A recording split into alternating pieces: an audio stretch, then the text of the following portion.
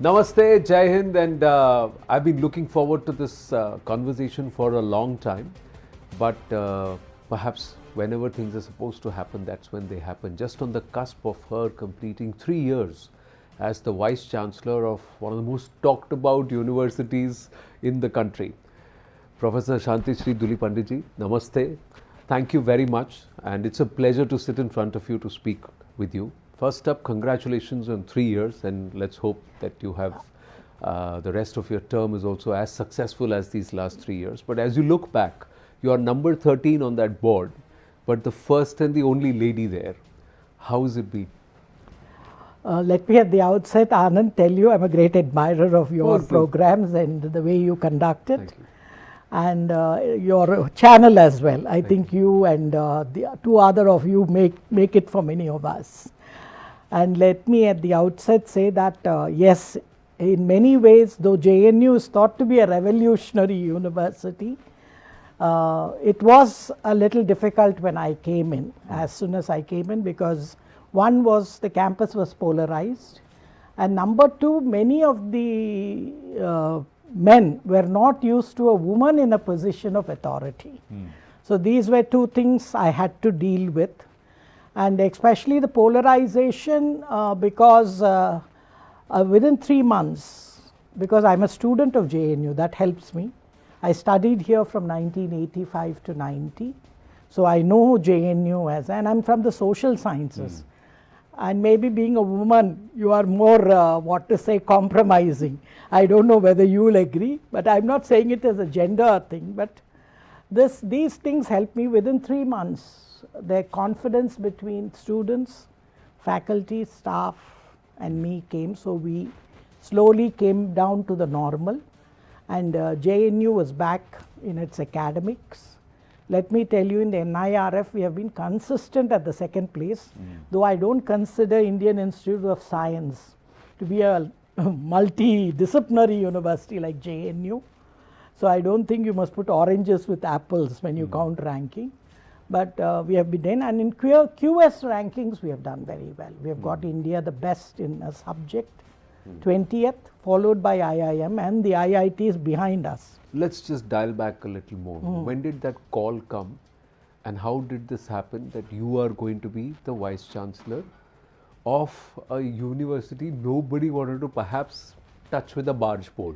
So how did that happen, and what was the first reaction? That's a good question. I think, see, it was not until, 2021, that I realized that I was teaching at the University of Pune, now Savitribai Phule Pune University, as a senior professor. And when names were given, one of the names that they thought should be, at least there should be a few women. I think the Prime Minister and the Minister of Education were the ones who thought that why not try women. That may have been one of theirs, because I don't know what was privy, but I was in the 15 called for the interview. I was not very positive. I thought I didn't have much of a chance, because I come from a very middle class family from Tamil Nadu. Both father and husband have no political power in that, or political influence. So I thought I don't stand much of a chance, because I was not within the Delhi circles. I came from a place very away from Delhi. And I didn't even come in person for the interview. I did it online. And I think that because it was the end of Diwali. You know, in Maharashtra, Diwali goes on for a week. Yes. So that day was, Padwa, New Year. So I told them it's Diwali, I'm not coming. And but the interview went off well. The questions they asked me is, as a woman, would you be able to take on a very violent university? I said, it's my university. I've never seen this type of violence earlier. So I said, there are ways. See, if you, I believe talking leads to resolving. Correct. So that was one. I initially wanted to go to Nehu, because I haven't seen Northeast. I also attended that interview. And somehow I think the top leadership, while looking at my biodata and other things, said that I should not be wasted in the Northeast, or the thing that JNU and Delhi needed somebody to come here. Because also at that time, one of the propaganda going against the present government was that they are anti-intellectual. Yeah. That because they are anti-intellectual, they are unable to run a university like JNU, which is very intellectual. And this propaganda also was very high by people like Ramachandra Guha and others who made this. So I think that also pulled up, and my JNU, being a student in JNU must have added a lot. And maybe Tamil Nadu also brought in, and women. So what were the 2-3 immediate problems, and what did you think was the real issue which immediately needed some addressing? See, basically, let me tell you, the bureaucracy was very worried. And literally the police and security were running it. This office had 400 security people and 4,000 policemen, which never I have seen in a campus where I was. Yes. Yeah. And even my letter was given to me on Friday, and I was advised not to reveal it till Monday when I land in Delhi. I was brought like the Balakot attack. I said, why? I said, no, JNU is my university. They said, no, you don't know JNU today. So I came here, I took charge, and immediately, there was a Twitter controversy that was started. Yeah. They thought that I am a Marathi Brahmin, that too from the official caste of the RSS, which my husband comes from, not me. And they said, oh, I'm a Savarkarwadi, Godse-wadi. And I was shocked because, I had just taken over, didn't give me time. I was staying at IIC because the VC's house was not vacated by the previous vice-chancellor. So then literally I had to call one of the lady cub reporters in Edge. You can tell her that I'm a lady, give me 48 hours at least to settle down. And then I had to lash out saying that I have nothing to do with Maharashtra. I never even knew Godse or Savarkar till very late into my youth. So how are you putting me under all this? So I had to literally reveal my social status, which I don't like otherwise to reveal. So this was the first, I realized that the whole university and the ecosystem here was totally against anybody coming from the present government. Then I had a second incident was in Kaveri. There I had gone to Kerala and I had just come back. I was back by the night flight, and there was a clash over this Ram Navami versus Eid. And they were shocked. I straight went to the hostel at 11 o'clock. They never thought a vice-chancellor would come to the hostel. Maybe the previous vice-chancellors never went. I went there, I spoke to the students. I even told them very clearly that no religious festivals will be celebrated on the campus. We are a secular state, either all or none. None. If you want one and you don't want the other, this will not work. But even today, is there still this entire polarized opinion that if there is a, say, someone from the opposition or the India Alliance who comes into the campus, the mood is different, and someone, say, from the ruling disposition, BJP, RSS comes into the campus for a lecture, for a conversation, for whatever interaction, there could be other this one? Or you think? No. Or you don't encourage anybody at all? No, all of them come. Jitendra Singh ji came 4 times, and he said this is very sad. When I came in the last administration, I was shown black flags and so much of media attention came. Now I'm coming silently in, I can't believe it's JNU. And the president has come, vice president has come twice. President has come. Vice president was told even in the recent, on 3rd, we had first time JNU had an international Vedanta Congress. Okay. Went off very smoothly. We had international guests. I think since I've taken over, I've told all parties that this should be an area of multiple narratives. One hegemonic narrative cannot be the only one. Because we Indians are known for pluralism and diversity, and that should be there even in your thought process. So I think they've agreed. I've had ISKCON functions. All of them come because the ISKCONs give good prasad. Prasadam, yeah. And we have called several, and even we have called people from the RSS, from the government. Nobody has been hooted out. Let me tell you, I had the first convocation. President of India had come. The education minister was so worried, Pradhanji. And he was so scared that we are going to show that we were holding after the last convocation where a lot of violence took place, you know that, where people had to jump walls and break backs and all that. And Saraswat, our chancellor, was asking me 100 times, madam, this time you won't break my spine, no? Last time they broke my spine, because he had to jump a wall. Now I said, sir, no, our students are very good. And let me tell you, there were nearly 1,000 students. Nobody, no black flag, no hooting, nothing. Every university has a lunatic fringe. We also have about 5% who have extreme views. But either side of the spectrum. Yes, either side, any side of the spectrum. And there are civil services are here to get a better career. See, many of them come from very poor families, so they are here to make a career.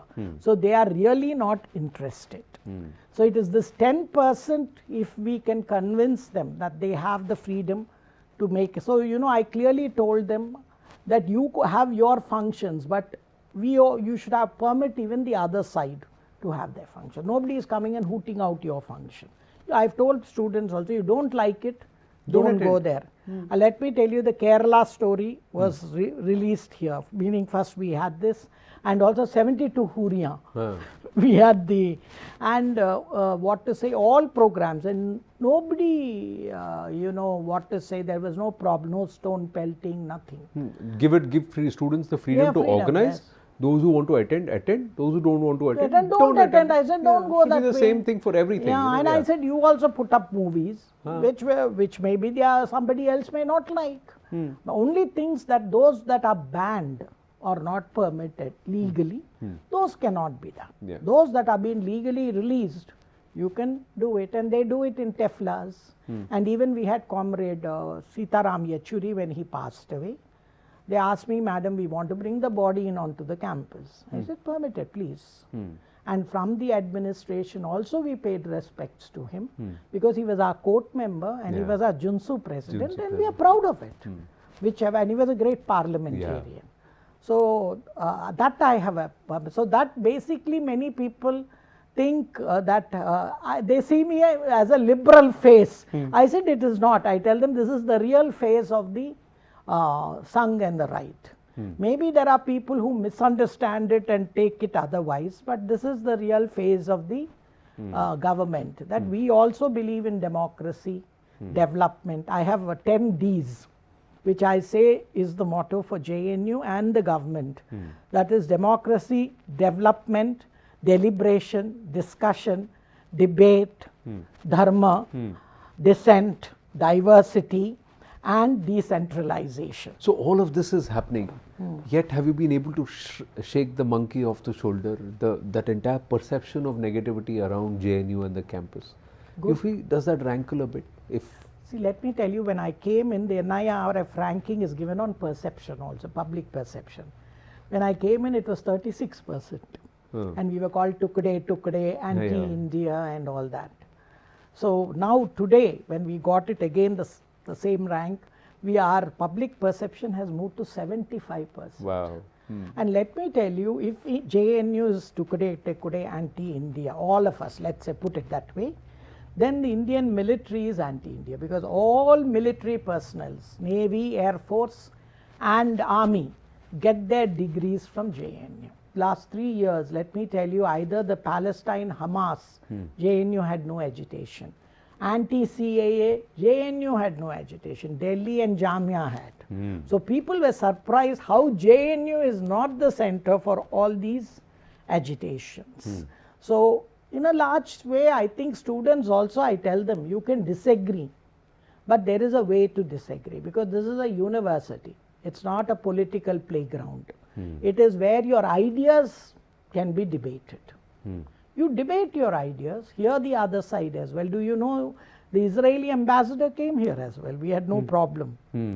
No, nobody showed him black flags, but rather the American ambassador had it, but not the Israeli ambassador. So I think we are getting out. That was a bad phase, and I think the blame is on both sides. Let me tell you, all groups here, our students are serious, they read, they write. I told them this is the place to read, write, think, be critical. Maybe because JNU is the university that criticizes all establishments. Yeah. People think that we are the forces. But one thing I always even try to tell government is, please understand, universities are autonomous, as you yourself said, and academia has to be autonomous. Academia cannot be aligned to any government or any state. But then it's no longer an academia, no longer you will be an intellectual. Did I see Swami Vivekananda statue somewhere? Yeah. So it's opposite Nehru statue. Oh, Pandit Jawaharlal Nehru. And I saw Mahaperivar also. Have you brought in? Yes, we have brought in Tiruvalluvar. Tiruvalluvar also. Oh, Tiruvalluvar. So who else is making their entry slowly? Vidyaranya has already come in. A beautiful statue given by Sringeri Mutt to us. And many state governments are giving. One is we have the unsung heroes freedom wall, where we have brought in Subhash Chandra Bose, as well as Chhatrapati Shivaji, with Vavosi, who was the first. And then we also have 100 names of all freedom fighters who are not mentioned in many of our history textbooks. Right. Now I got the last leg of our 2-3 set of questions. So I just quickly will ask you, what is this, the latest about? Transformation of India's foreign policy, and you've edited this. So this is a contribution by who? Our students and faculty. Oh wow. I tell faculty, this is a place where you have to write. So I was asking many of them, why don't you write? Because writing is very important, and writing your ideas. So I made them write this, and I said, okay, I'll write the foreword. I thought Prime Minister Modi's foreign policy, the way he has a Panchamrit, where he has given how he looks at making India into a dharmic civilization state and its foreign policy, I said, let us analyze it. So that is how we call it transformatory and as a responsible power.